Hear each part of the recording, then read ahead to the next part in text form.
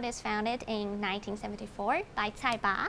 So Taipei is one of the oldest jazz players here in Taiwan. So he was very into jazz, but at that time there was not a lot of people doing jazz here in Taiwan. So he wanted to open his own shop just for that, just for like a pure jazz that audience in Taiwan can enjoy.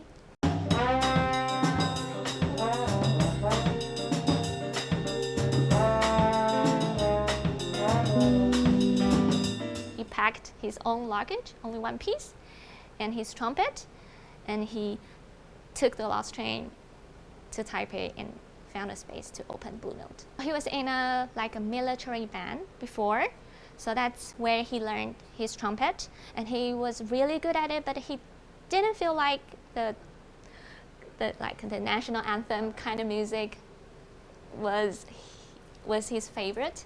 So he discovered jazz, and after that he just wanted to play jazz.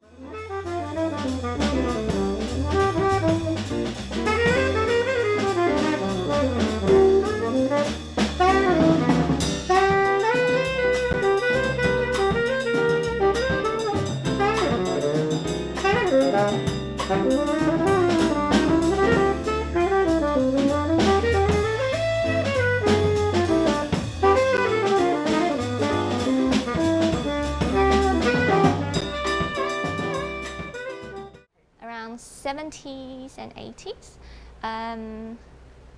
and it kind of like a political reason behind it. So we have the Western influence at that time, and people started to find, oh, like old Americans love jazz. So that's when it kind of gets crazy popular, and that's when the time that people like, oh, then where can we listen to this great music? And they found, oh, Blue Note is the only venue that kind of sell this kind of music. So that's when this venue gets really popular.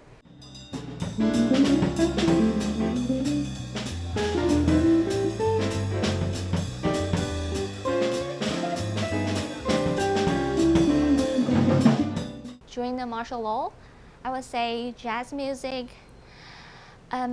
was a music genre, but there are only a very small community, few people really plays it, because at that time there's kind of like a very intense atmosphere here in Taiwan. We don't really feel like we can enjoy the freedom to pick what music we like. Maybe we have to listen to certain kind of music.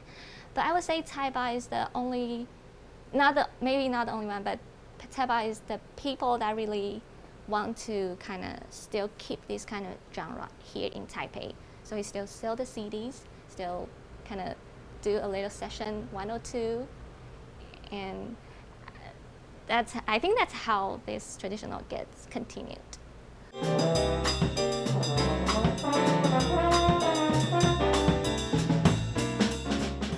Two faces, right? One is the Taipei faces, and one is the new owner faces right now. So during Taipei faces, there are many journalists, and we can smoke here. So the vibe is like totally different. So they was like, because for the journalists, like they maybe finish their work at around 9 or 10, having their like break news for tomorrow, and then bring their break news here in, and they talk about it.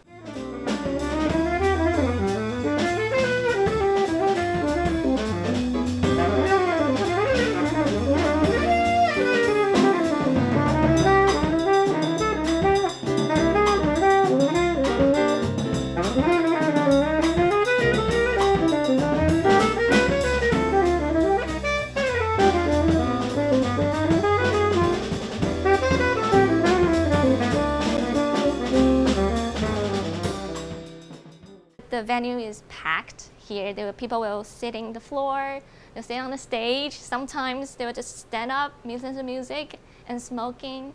So that's when, like, I think that's really how people bonding here through jazz music.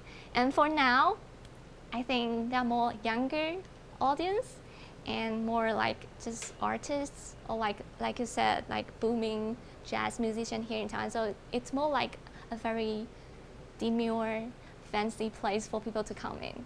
Well, I recognize the light in her eyes that no other eyes reveal. And for like Friday and Saturday band, they all played here over a decade, and they're still playing here every Friday and Saturday nights. That's really rare because for a professional musician, they are all professional musicians now. They have to save their Friday and Saturday night here just for Blue Note. So I think that can explain how they really see this place as a starting point for them and still.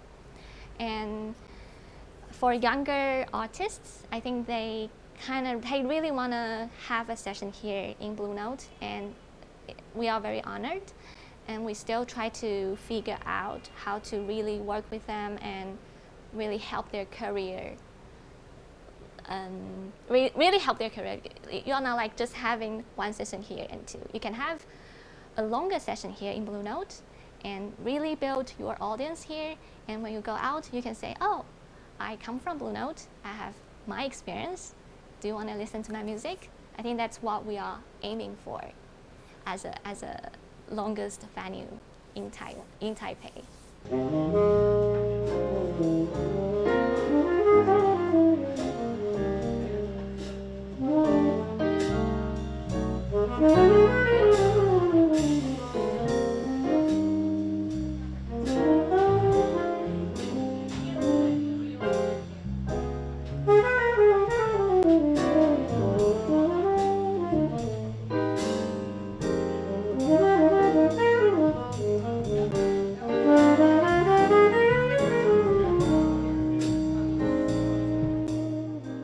We still play very bebop, standard jazz quartet, and we try to include more like a fusion jazz or new jazz, but I think it's the part that we are missing right now. We still really want to keep the tradition going, and we don't have much time for new jazz for now, but that's what we are really planning on for the future.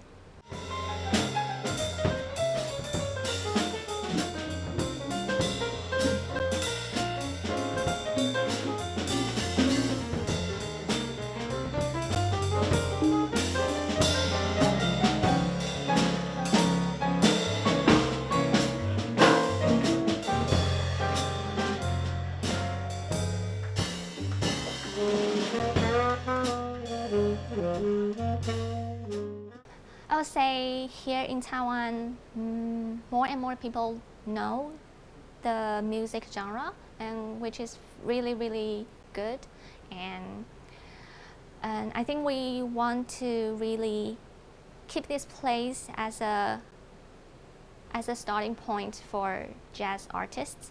So you don't have to have like an amazing background to play here. You just have to bring your good music, and we will appreciate it when we hear it, and you will have your session here. So I think that's our basic rule running this place.